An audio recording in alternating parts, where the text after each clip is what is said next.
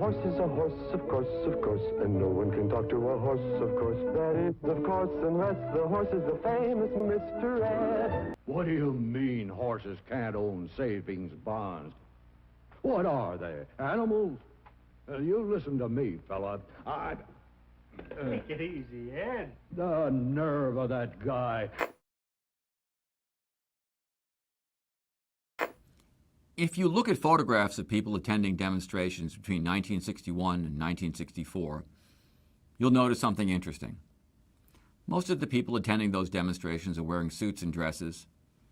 They are still wearing crew cuts and permanents, Oxford shoes and high heels. Look at the King March and the Berkeley Free Speech Movement. They may be demonstrating, but they still look very straight. They still look like they're from the 1950s. But then if you look at photographs of people demonstrating from 1965 onward, you'll notice something else. They're starting to wear jeans and their hair is getting longer. Stylistically, 1965 is when people in the 60s start to look like what we think of as the 60s.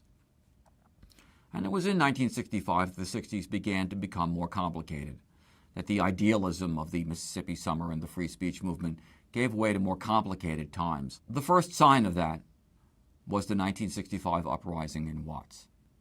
The basic story is this. A white police officer pulled over a young black driver and started giving him a speeding ticket. The mother showed up and an argument began between her and the police officer. An angry crowd started to surround the scene. The officer called for help. The police tried to force the man into their vehicle. The crowd started throwing rocks, attacking white drivers and setting cars on fire. Thousands were in the streets. Community leaders called for calm, but to no avail. The deep anger and impatience I described earlier could not be assuaged. 5,000 black protesters marched through the streets that night. Some wanted to organize the energy into a civil rights march, but looting eventually began. Some people attacked whites on the streets, others firebombed stores. Firemen and police were shot at by snipers. The National Guard was called in.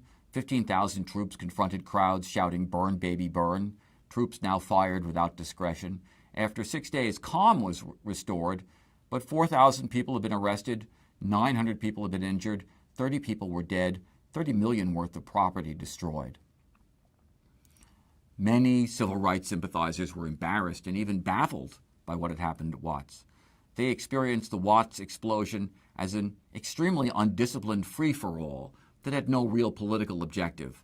These black Southern Californians were obviously not using nonviolence to achieve their goals, and most people couldn't even figure out what exactly their goals were. One liberal declared, "Everything seemed to collapse. The days of we shall overcome were over." Conservatives had a field day with the event. They'd obviously been waiting for something like this, something that they could sink their teeth into. Eisenhower blamed the event on an increased lack of respect for law and order throughout the country. A famous conservative commentator named William F. Buckley, who we talked about in my last lecture, blamed Martin Luther King Jr. and his followers. He wrote, "They have preached nonviolence but wink at violence. They preach love but wink at hate. They have talked about rights but never responsibilities." And where during the killing was the Nobel Peace Prize winner, Martin Luther King Jr., who takes all the bows when the going is good? Here, pleading with his followers, wrong. He was busy drawing up plans for our peace negotiations with Hanoi in Vietnam. In fact, King went to Watts as fast as he could, along with his close assistants Bayard Rustin and Andrew Young, and he saw what a really big deal this was. He got a sense of the reality of white supremacy outside of the South. Segregation in the North and West was real, but it was enforced by not explicit white supremacist laws, but by white supremacist attitudes and practices. An example of that would be Proposition 14 in California. In 1963, the state passed a law banning discrimination in the selling of real estate. It was called the Rumford Fair Housing Act, and it banned discrimination in housing sales. It said that landlords and homeowners can't refuse to sell or rent their property to people on the basis of their race. In response, white property owners launched an initiative to overturn the law, which passed by 2/3, strongly supported by white voters and also endorsed by Ronald Reagan, running for governor of California in 1966. The initiative went to the California Supreme Court, which declared it unconstitutional, said the point of the initiative was obviously to empower homeowners to discriminate against minorities when selling their homes. Therefore, it was a violation of the 14th Amendment of the Constitution, equal protection under the laws, and that ruling was upheld by the Supreme Court. But it was clear what white homeowners wanted in 1963. They wanted on their own to be able to be sort of little personal Jim Crow segregators. If the government wouldn't pass a law banning blacks from certain neighborhoods, white people would just do it on their own.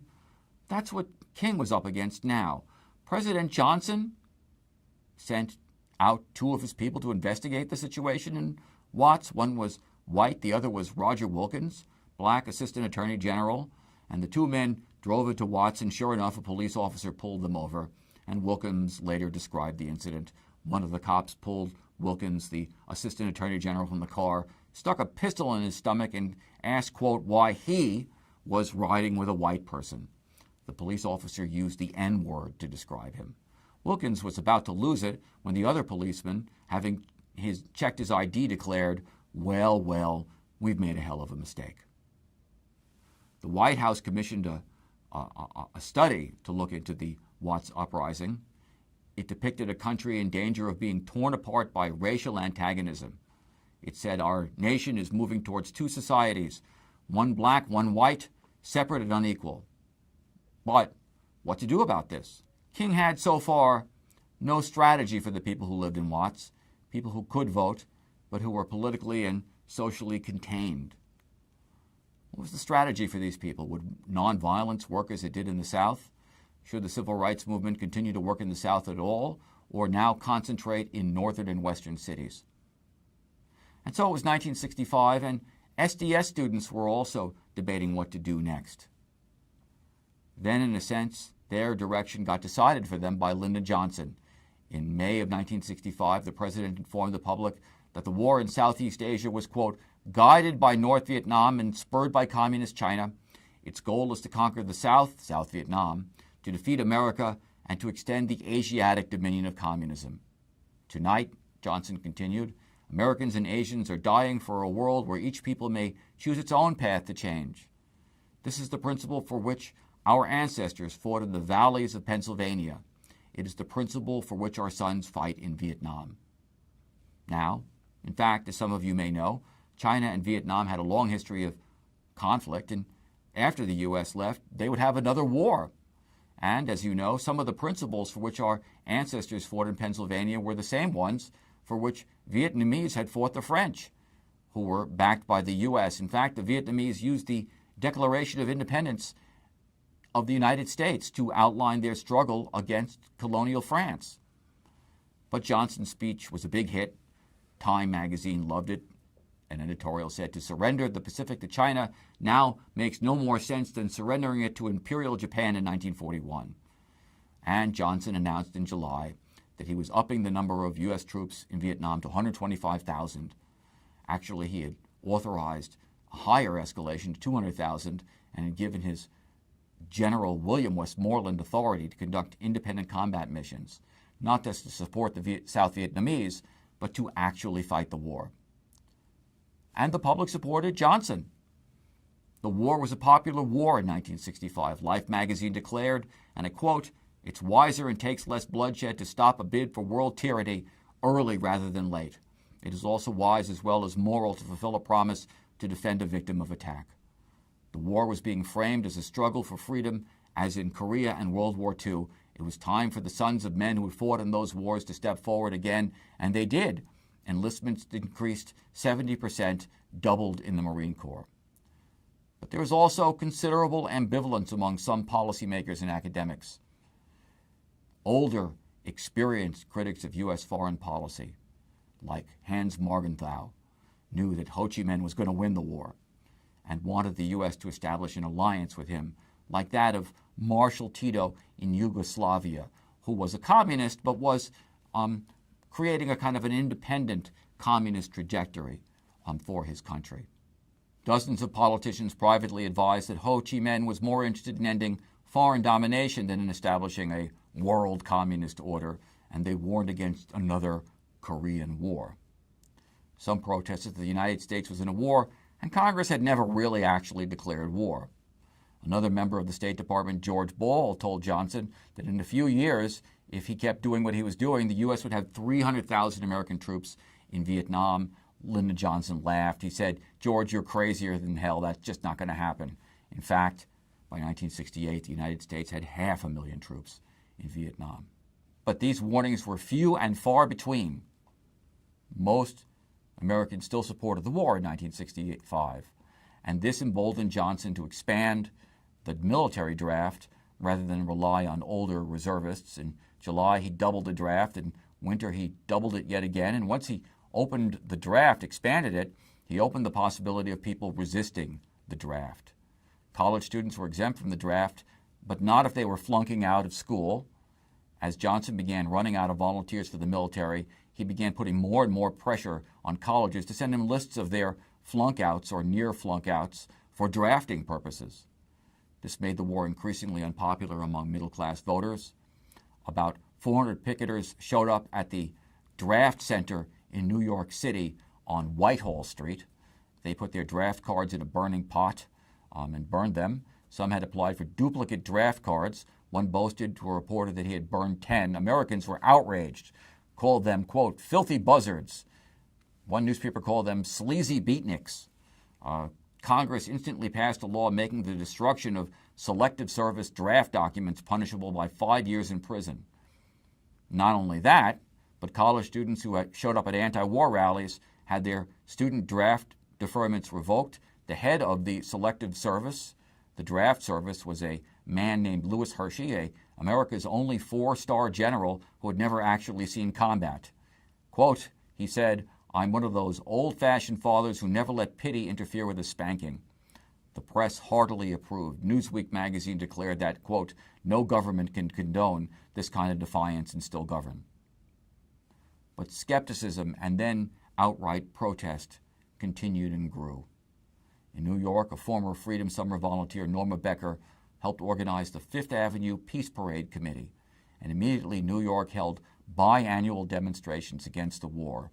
They started at the so-called Sheep Meadow in Central Park, which is a really big park in New York, wound their way down Fifth Avenue and ended at the United Nations building. Easily, 20,000 people came to the first demonstration, then 100,000 and more as the 60s progressed. This, of course, would supply rhetorical fodder to the right. Ronald Reagan, running for governor of California, summed it up to reporters. "If you ask me, the activities of these draft resistors can be summed up in 3 words: sex, drugs, and treason." Not surprisingly, the war heated up. The North Vietnamese decided to try a major offensive to cut South Vietnam vertically in half. General Westmoreland sent in a massively equipped cavalry division, and the two sides had at it for 3 days. One U.S. battalion, outnumbered 7-1, held off continuous wave offenses of the North Vietnamese army. U.S. units suffered 60% casualties, but they held the enemy back, and the encounter was declared a victory. LBJ, as he was often called, Lyndon Johnson, used the victory to raise the ceiling on troops to 375,000 men, 75,000 over what he had declared crazy just months before. But still, only 11% of the American people favored withdrawal. Americans made a patriotic album titled The Green Beret as one of the best-selling albums, record albums in American history, buying 7 million copies. But now there was a whole new, younger generation of students at Students for a Democratic Society who took a much more militant stance towards the Vietnam War. These students had been influenced by the Civil Rights Movement, the Cuban Revolution, various Marxist tendencies, and their position was out now, unilateral withdrawal from Vietnam. As a high school student, that was my position as well. I had an old radical high school teacher in New York City, and he taught us what I still think is the truth. There was really nothing new to negotiate. The negotiations had already taken place in the mid-1950s, said that the country would have national elections in 1956, and everybody agreed to it. And Diem, with U.S. support, had broken the agreement. The Vietnamese have been struggling for a united Vietnam for over 1,000 years. They weren't going to back down now. But most citizens couldn't face any of this. Lyndon Johnson couldn't face it because he was already taking enormous political flack for his very liberal domestic program. He was already being accused of taking America down the road to socialism because of things like the Civil Rights Act and the Voting Rights Act. To his mind, he couldn't afford to sustain the charge that under his government the Democrats lost Vietnam the way that Truman supposedly lost China in 1948 to Mao Zedong. He was stuck in a political rut. And most Americans couldn't face the larger reality either, not until 1971, after over 50,000 U.S. troops had died and about 1 million Vietnamese died, would they support immediate withdrawal. They were still working in the World War II Korea mindset. They had never fought a nation of people who had centuries of experience with protracted guerrilla war and who had developed a culture of patience that allowed them to fight for generation after generation towards their final goal, independence. But the students could face it, those facing the draft, and they joined Students for a Democratic Society in greater numbers. In 1965, SDS held an anti-war rally in Washington, D.C. To the group's amazement, 25,000 students came to the event. And they started joining SDS not from Harvard and Yale, but from the Southwest and the Midwest, from North Texas State, Dodge City Community College of Kansas, San Francisco State. The second generation of SDSers didn't come from Ivy League schools, but from the heartland of America. And this was obvious in the SDS annual convention of 1965 held in Michigan, where a new tendency in SDS called Prairie Power emerged. The new SDS generation also were very in tune with a weed that had become very popular on college campuses, marijuana. Typical of their thinking was a University of Texas SDS tradition, Gentle Thursday, as they called it, a day to relax and get high. The police responded to Gentle Thursday with You're Busted Friday, raiding SDS's University of Texas headquarters. The episode was covered on national television, establishing SDS's offbeat reputation. The combination of SDS's resistance to the draft and its advocacy of marijuana and the publicity that the media afforded SDS helped it to grow and grow. And this militancy was paralleled in the civil rights movement, and that spirit was triggered by the shooting of James Meredith. In 1962, James Meredith had been the first black person to graduate from the University of Mississippi, and he decided that he would inaugurate a 225-mile walk against fear, as it was called, in his home state, proving that a black person could do it. He started the march with a couple of friends. Then after 10 miles of walking, a white man jumped out of the bushes and shouted, James Meredith, James Meredith, I want only James Meredith. And he blasted his shotgun into Meredith 3 times, and Meredith was rushed to the hospital, where yards of buckshot were taken out of his body. The Student Nonviolent Coordinating Committee rushed to the scene and resolved to continue Meredith's walk, calling it the March Against Fear. But now a new generation of black activists had been elected to the Student Nonviolent Coordinating Committee and to the Congress for Racial Equality. And they were tired of getting shot at and beaten without responding.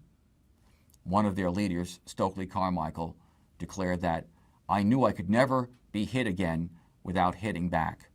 For many people, especially Carmichael, who would soon become a black nationalist, the logic of Malcolm X seemed most compelling. A Student Nonviolent Coordinating Committee position paper around this time declared that, quote, if we are to proceed towards true liberation, we must cut ourselves off from white people. We must form our own institutions, credit unions, co-ops, political parties. We must write our own histories. In his Nation of Islam phase, Malcolm X had spoken extensively about black separatism, called for separate black states in the United States. He even at one point called Martin Luther King Jr. a 20th century Uncle Tom and made fun of nonviolence. He said, if you think I'll bleed nonviolently, you'll be sticking me for the rest of my life. But if I tell you I'll fight back, there will be less blood. I'm for reciprocal bleeding. But Malcolm X went through a transformation in 1964. He left the Nation of Islam and went on a Pan-African tour that changed him, especially after seeing white Muslims. He began speaking of some kind of universal brotherhood. He had an impromptu meeting with Martin Luther King Jr., But in the winter of 1965, a group of black Muslims assassinated him as he was preparing to outline a new political program. Shortly after that, his autobiography, co-written with Alex Haley, came out. Now in death, you could read Malcolm X any way you wanted to. You could read him as a nationalist, or you could read him as someone who was moving in a more complex direction.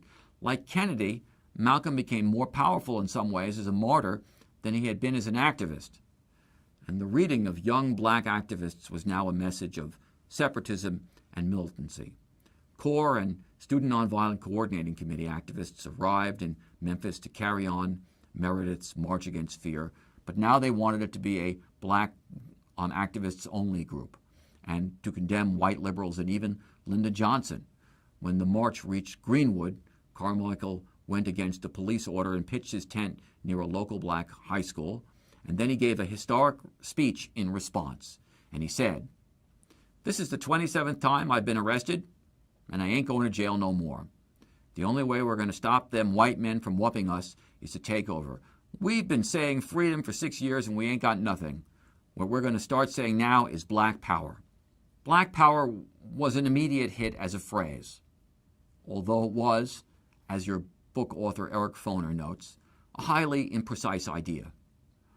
Older civil rights leaders worried out loud about this new slogan. One civil rights leader said, "Black power means anti-white power. It has to mean going it alone. It has to mean separatism. We of the NAACP will have none of this." Martin Luther King Jr. declared, "No one has ever heard the Jews publicly chant a slogan of Jewish power, but they have power. The same thing is true of the Irish and the Italians."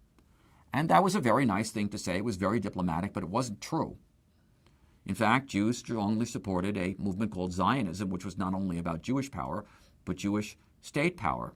So had millions of Irish Americans who had embraced the Irish nationalist movement. Black power was, in a sense, like Irish nationalism, focused on the idea that black people were a colonized people whose freedom could only be won through a struggle for self-determination.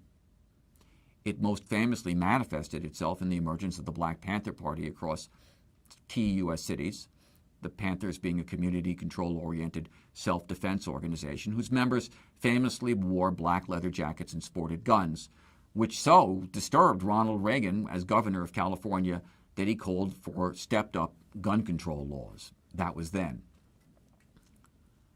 That night, Lyndon Johnson's Assistant Attorney General Roger Wilkins watched TV.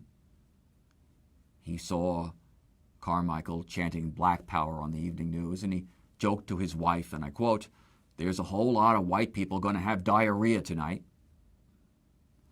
Adding to the general anxiety was a new spate of riots which erupted around the country in Cleveland, in Dayton, Milwaukee, San Francisco, thousands of arrests, thousands injured, many dead, millions of TV viewers, millions of voters seeing destroyed stores, looters running about in the darkness. It was bad press for civil rights by any means, and it was the beginning of what Lyndon Johnson called the white backlash. Martin Luther King Jr. saw that when he took his civil rights movement to Chicago in the summer of 1966. He had now adopted a Bill of Rights for the disadvantaged to mobilize the nation's resources to deal with poverty. In Chicago, he called for the end of discrimination by both employers and unions, equal access to home mortgages, the integration of public housing, and the construction of low-income housing across the city. In pursuit of this, King and his associates staged marches through white neighborhoods to promote a federal Fair Housing Act. What he didn't anticipate was the hostility stored up because of a century of black ethnic white urban competition over jobs, especially between blacks and ethnic community whites. Locals threw bottles at black marchers. They held signs that said white power and Martin Luther Coon. King himself was struck by rocks, knocking him to his knees. He later declared, "I've never seen such hate, not in Mississippi or Alabama, as I see here in Chicago." A few months later came the November congressional elections, and the signs of white backlash were obvious. Ronald Reagan became the governor of California, overwhelmingly supported by white voters, many of them Democrats who had crossed over to the Republican Party. A poll showed that half of Americans thought Johnson was pushing too hard for civil rights. the Republicans picked up 50 seats in the House of Representatives.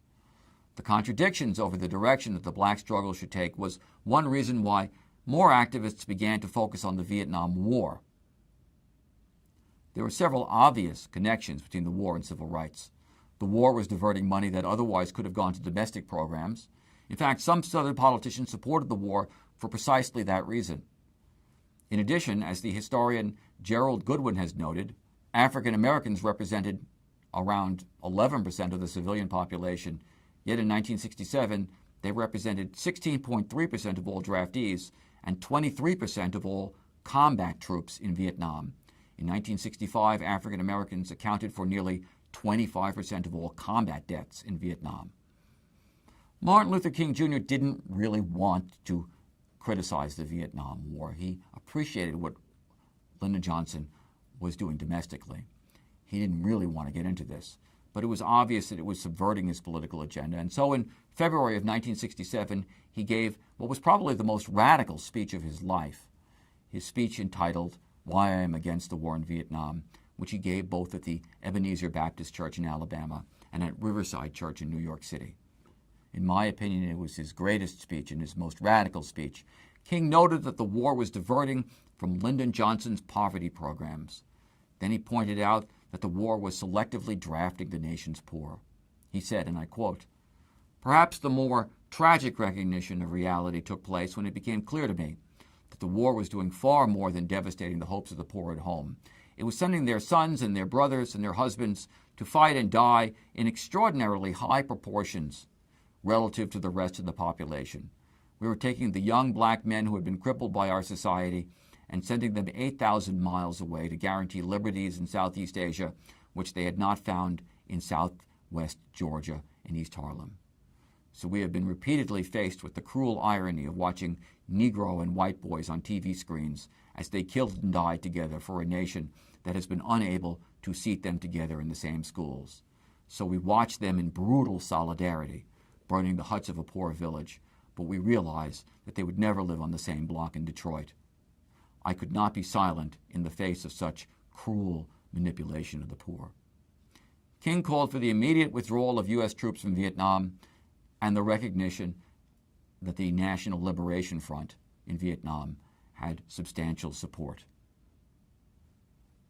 By 1966, the struggle against the war at college campuses had intensified. A major college campus campaign against napalm began. Napalm is a compound of gasoline, naphthenic acid, and palm oil. If you come into contact with it, it'll burn your flesh off, and you can't douse it out with water. In sufficient quantities, burning napalm will simply suck all the oxygen away from where you are standing, causing you to suffocate. Most doctors agree that most people exposed to a napalm attack will die a slow, lingering death in about 5 days, usually because the exposed, burned bodies begins leaking poisons into the liver and kidneys. Photographs of Vietnamese exposed to napalm appeared in newspapers, these people walking around or laying in hospital beds with charred, roasted flesh. Students picketed Dow Chemical, which made napalm, and demanded that its recruiters stay off campus. By the spring of 1967, Johnson sensed that he was in trouble regarding Vietnam. The U.S. now had about 500,000 troops there, and to the amazement of Johnson, General Westmoreland now wanted yet another 200,000 troops. For 2 years now, Johnson had been trying to get the situation under control in Vietnam. By 1965, he and his generals had come up with a strategy, Operation Rolling Thunder. You start bombing North Vietnam at the southern border, then you gradually increase the bombing and move it northward. This was basically a way of putting pressure on North Vietnam to settle. The principal target of this program was the Ho Chi Minh Trail, which was a supply line of weapons from North Vietnam to South Vietnam. Johnson got the public excuse to start Rolling Thunder on February 10, 1965, when the resistance movement in South Vietnam blew up the Viet Cong Hotel in the south. The bombing killed 23 Americans and injured 21. By early March, Rolling Thunder was rolling along, and a month later, Johnson suggested in a public speech that if Ho Chi Minh backed down, he'd put money, he'd give money to Vietnam, North Vietnam, for development of its Mekong River Valley.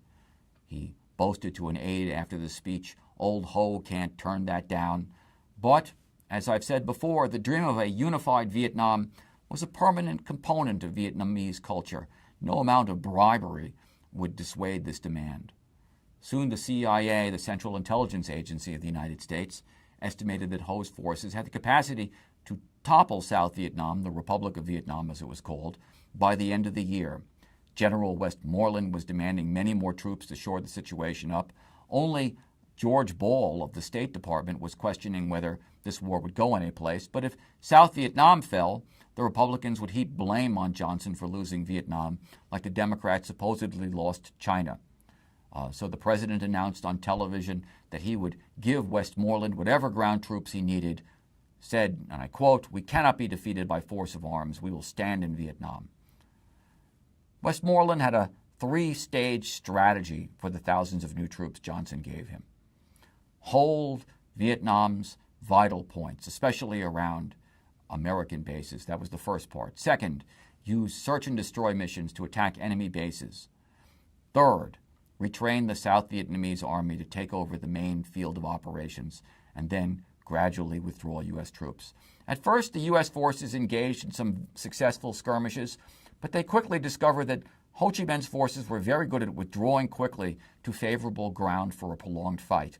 This was particularly true in the Battle of Ia Drang Valley in November of 1965. The U.S. had B-52s, fully automatic M16s, the works, but the People's Army of Vietnam were masters of camouflage. They had Soviet AK-47 rifles, machine guns, mortars, and rocket grenades. By 1967, battles like the one for so-called Hill 875 were typical. 875 represented 875 meters high. It blocked the road to a major South Vietnamese city. 2 communist regiments occupied it. Using intense bombardments, Allied forces managed to drive the communists off the hill, but it cost 300 Americans killed, almost 1,000 seriously wounded, and 18 missing in action. Even Operation Rolling Thunder didn't seem to be working. The North Vietnamese had 8,000 radar-controlled anti-artillery guns, which allowed them to pick off U.S. planes. 922 planes were lost over North Vietnam. Lyndon Johnson had always known he had limited time to fix Vietnam. Now he was out of time.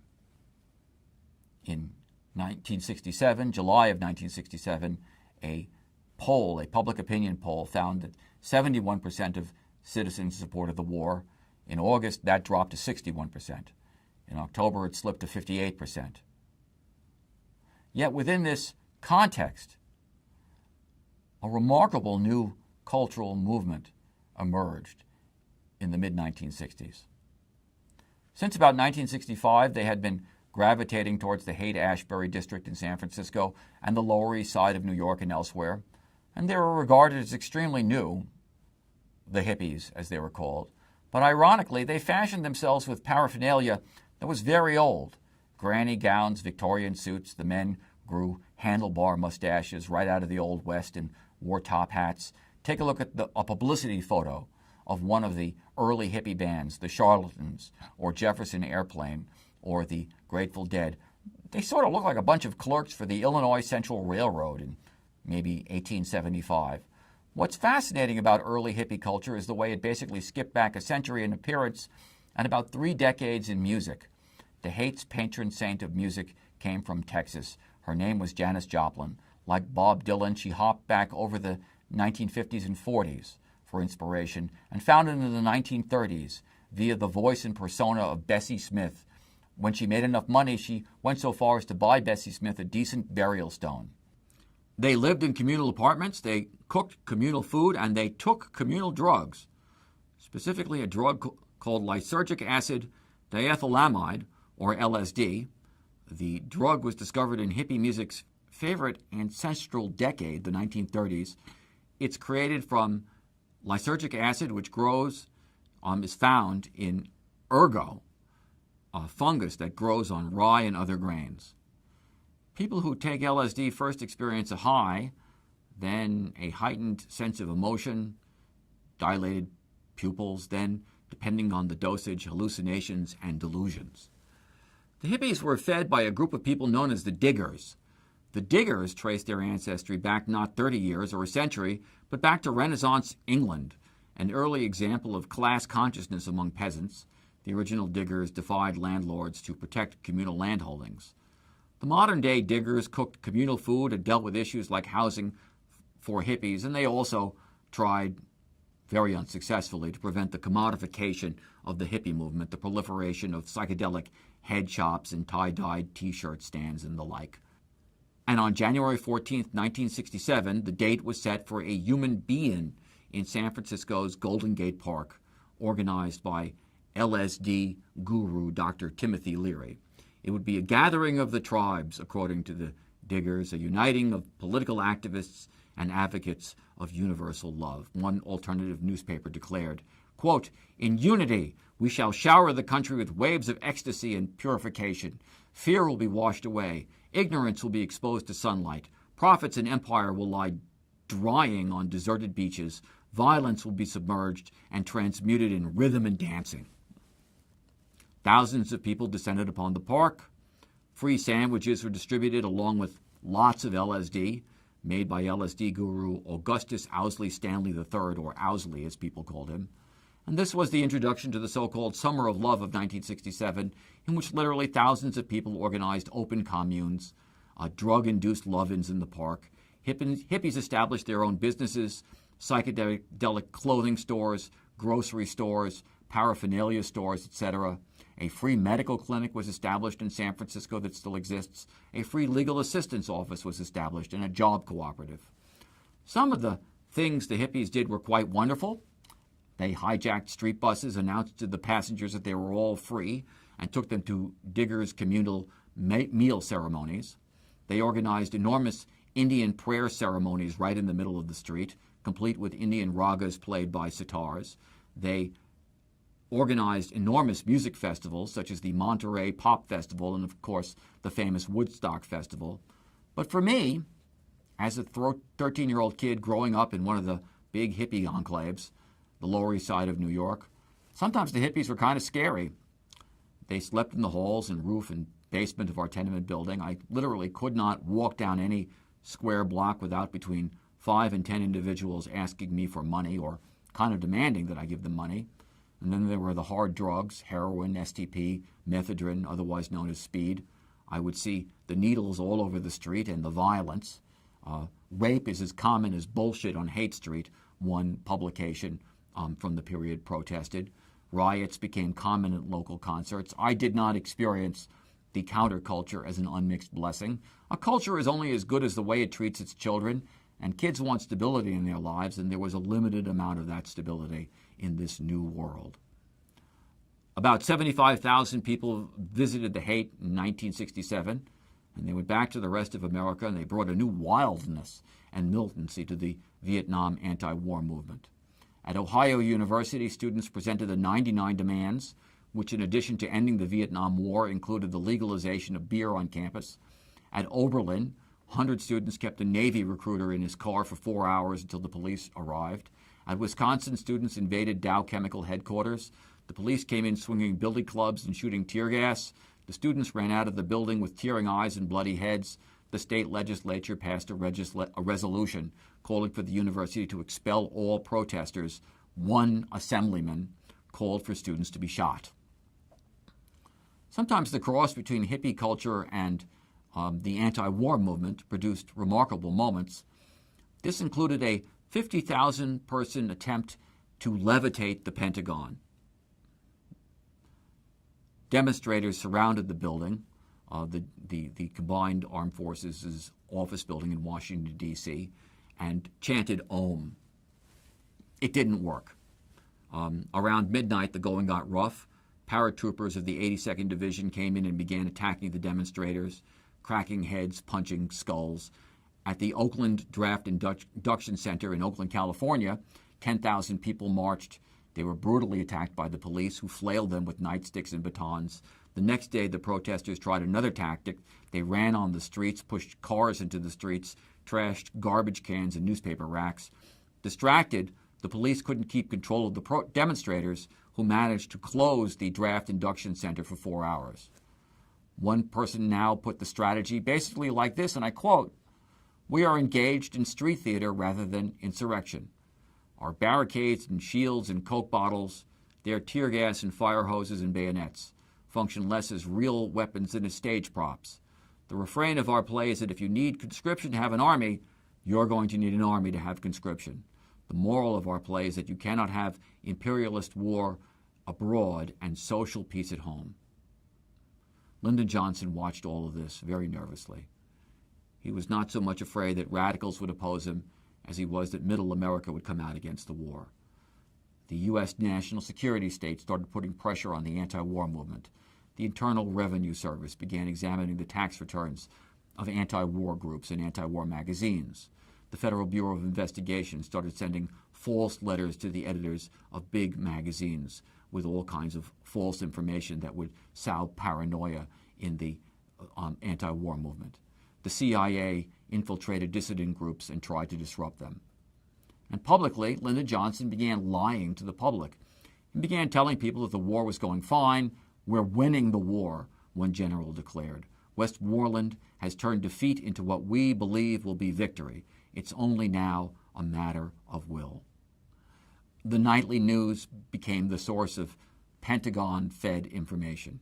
Every night you watched the network news hour of your choice, and you heard the weekly body count.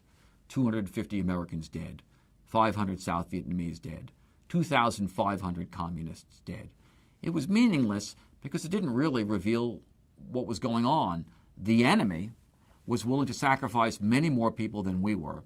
So the fact that they were losing more men didn't mean that they were losing the war. It was 1967. I was 13 and listening to the radio and heard General Westmoreland talk about the war. He said, and I quote, "I am absolutely certain that whereas in 1965 the enemy was winning, today he is certainly losing." No, I immediately thought to myself, we are losing. This war is going to go on and on and on. And I'm going to get drafted into it. And shortly after that, something happened that confirmed everyone's worst fears about the war. And we will talk about that in our next lecture.